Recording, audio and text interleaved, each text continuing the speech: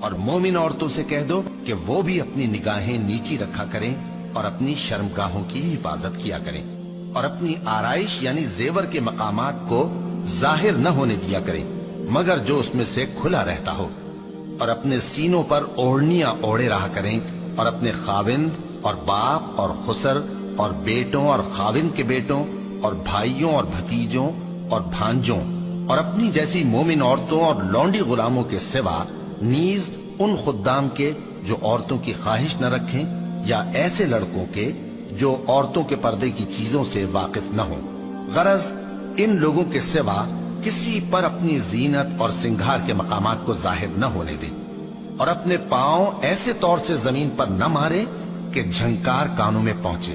اور ان کا پوشیدہ زیور معلوم ہو جائے۔ اور مومنو، سب اللہ کے آگے توبہ کرو تاکہ فلاح پاؤ، اور اپنی قوم کی بیوہ عورتوں کے نکاح کر دیا کرو، اور اپنے غلاموں اور لونڈیوں کے بھی جو نیک ہوں نکاح کر دیا کرو۔ اگر وہ مفلس ہوں گے تو اللہ ان کو اپنے فضل سے غنی کر دے گا، اور اللہ بہت وسعت والا ہے، سب کچھ جاننے والا ہے۔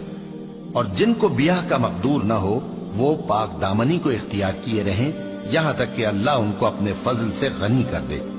اور جو غلام تم سے مکاتبت یعنی مال دے کر پروانہ آزادی کی تحریر چاہیں، اگر تم ان میں صلاحیت اور نیکی پاؤ تو ان سے مکاتبت کر لو، اور اللہ نے جو مال تم کو بخشا ہے اس میں سے ان کو بھی دو۔ اور اپنی باندیوں کو اگر وہ پاک دامن رہنا چاہیں تو دنیاوی زندگی کے فوائد حاصل کرنے کے لیے بدکاری پر مجبور نہ کرنا، اور جو ان کو مجبور کرے گا تو ان بیچاریوں کے مجبور کیے جانے کے بعد اللہ بخشنے والا ہے، مہربان ہے۔ اور ہم نے تمہاری طرف روشن آیتیں نازل کی ہیں، اور جو لوگ تم سے پہلے گزر چکے ہیں ان کی خبریں اور پرہیزگاروں کے لیے نصیحت۔ اللہ آسمانوں اور زمین کا نور ہے، اس کے نور کی مثال ایسی ہے کہ گویا ایک طاق ہے جس میں ایک چراغ ہے، اور چراغ ایک قندیل میں ہے، اور قندیل ایسی صاف شفاف ہے کہ گویا موتی کا سا چمکتا ہوا تارا ہے۔ اس میں ایک مبارک درخت کا تیل جلایا جاتا ہے یعنی زیتون کا، کہ نہ مشرق کی طرف ہے نہ مغرب کی طرف۔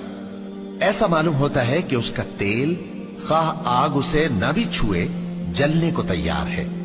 بڑی روشنی پر روشنی ہو رہی ہے۔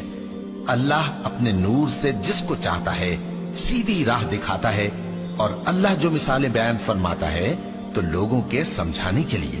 اور اللہ ہر چیز سے واقف ہے۔ وہ قندیل ان گھروں میں ہے جن کے بارے میں اللہ نے ارشاد فرمایا ہے کہ بلند کیے جائیں اور وہاں اللہ کے نام کا ذکر کیا جائے،